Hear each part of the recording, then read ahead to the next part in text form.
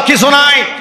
আল্লাহ পাক বলেন ওয়ামাল্লাহু বিগাফিলিন আম্মা তা'মালুন, তোমাদের কর্ম সম্পর্কে আমি উদাসীন নই, আমি সব দেখতে পাই, আমি ছাড় দেই কিন্তু ছেড়ে দেইনি। আলেমকে যেই ব্যক্তি উলঙ্গ করে মহিলার পাশে বসিয়ে দিয়েছিল, আল্লাহ রাব্বুল আলামিন মাত্র 6 মাসের ব্যবধানে ওকে ল্যাংটা করে গোটা বিশ্বের সামনে দাঁড় করিয়ে দিয়েছে।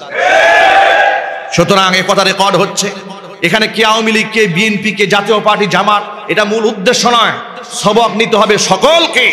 আপনি যদি আলেমকে দুশমন বানিয়ে ফেলেন, আলেমদেরকে জঙ্গিবাদ, মৌলবাদ তকমা দিয়ে দিয়ে মসজিদগুলো দখল করার চেষ্টা করেন, জুতার বাড়ি থেকে কেউ বাঁচতে পারবেন না। এখানে সমস্ত মুসল্লি ভাইদের কাছে জানতে চায়, মসজিদের প্রত্যেকটা মিম্বার থেকে খতিব সাহেবের কোরআন হাদিস অনুযায়ী হক কথা বলুক, এটা আপনারা চান না? কারা কারা চান? আমি দুই হাত দেখতে চাই। কারা কারা চান খতিব সাহেব হক কথা কোরআন সুন্নাহ অনুযায়ী বলুক, এটা আপনারা চান? আল্লাহ পাক কবুল করেন, জোরে কোন আমিন। ইবাদুর রহমান, এবার শোনেন আল্লাহ পাক কেন বললেন অহংকার হচ্ছে আমি আল্লাহর গায়ের চাদর, বরত্ব আমি আল্লাহর পরনের লুঙ্গি। নিজেকে আল্লাহ সুবহানাহু ওয়া তাআলা গায়ের চাদরের সাথে কেন উপমা দিলেন?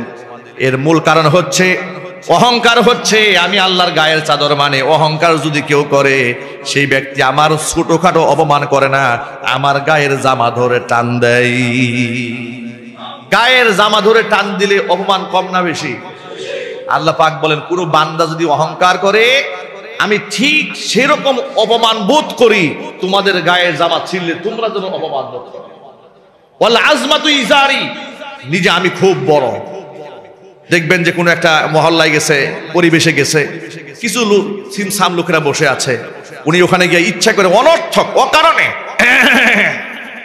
কাশি দিয়ে দিচ্ছে, মানে সবাই যেন ওনাকে ভিন্নভাবে একটু জায়গা দিয়ে দেয়। এই বদ অভ্যাস আছে না? নাই না, এটা করা যাবে না। আপনি যত বড় মাপের লোক হন না কেন, আপনি যতই বিনয়ী হবেন, আল্লাহ আপনার তত উপরে উঠাই দেবেন। মান তাওয়াদা লিল্লাহি রাফাআহুল্লাহ।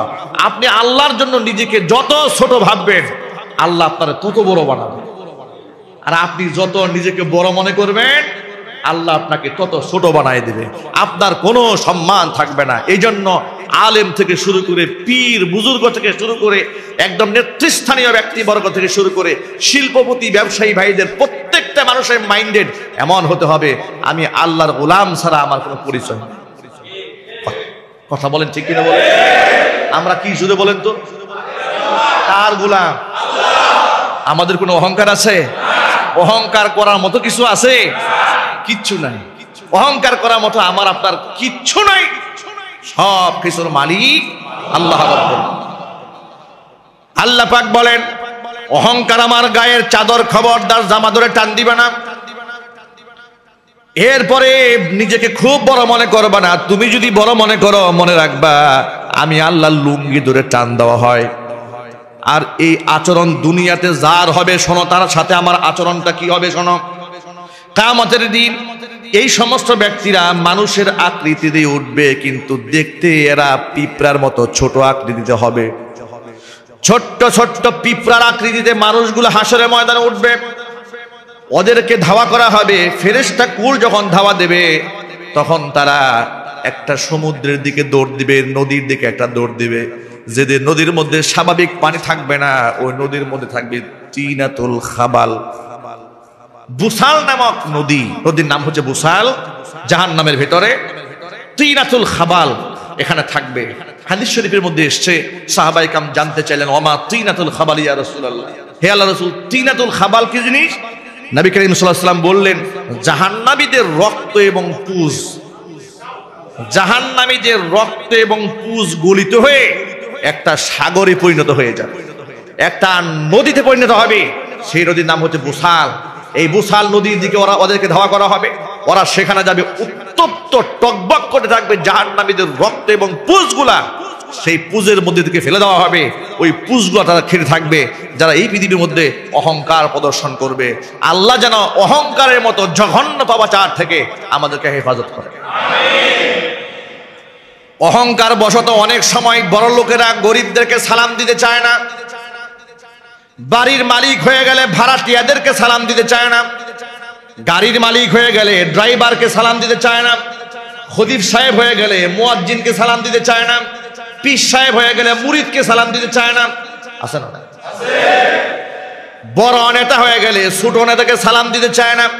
অথচ এই পৃথিবীর সর্বশ্রেষ্ঠ নেতা, নেতাদের নেতা, ইমামদের ইমাম, রসুলদের ইমাম, নবীগণের ইমাম, সাইয়্যিদুল মুরসালিন, ইমামুল মুরসালিন, খাতামুল আম্বিয়া নবিয়ুনা মুহাম্মদুর রাসূলুল্লাহ সাল্লাল্লাহু আলাইহি ওয়াসাল্লাম। আল্লাহর নবী সাল্লাল্লাহু আলাইহি ওয়াসাল্লাম সবার আগে প্রত্যেকটা সাহাবীকে সালাম দিয়ে দিতেন। আবু বকর সিদ্দিক রাদিয়াল্লাহু তাআলা আনহু বলেছেন, নবীজিকে আগে সালাম দেওয়ার জন্য পিলারের আড়ালে চুপচাপ দাঁড়িয়ে থাকতাম, অ্যাডভান্স একটু আগে সালাম দেওয়ার জন্য পরিকল্পনা মাফিক দাঁড়িয়ে থাকতাম। অবাক হওয়ার বিষয় হচ্ছে, সালাম দেব দেব চিন্তা করতে করতে নবীজি আমাদেরকে আগে সালাম দিয়ে দিতেন। আল্লাহর হাবিব বলেন, অহংকার থেকে তুমি যদি মুক্ত হতে চাও, মাম বাদা বিসসালামি ফাকাদ বারিআ মিনাল কিবরি, যেই ব্যক্তি আগে সালাম দেয় ওই ব্যক্তি অহংকার থেকে মুক্ত হয়ে যায়। আজকের পর থেকে আগে সালাম দেব তো ইনশাআল্লাহ।